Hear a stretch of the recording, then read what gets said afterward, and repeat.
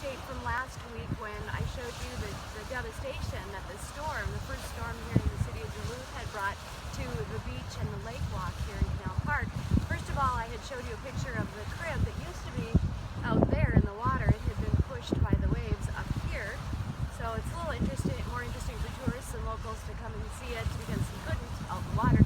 But I wanted to show you the amazing work that the City of Duluth did to clean our beach in just a week's time. So let me just show you that this is completely covered with debris and destruction.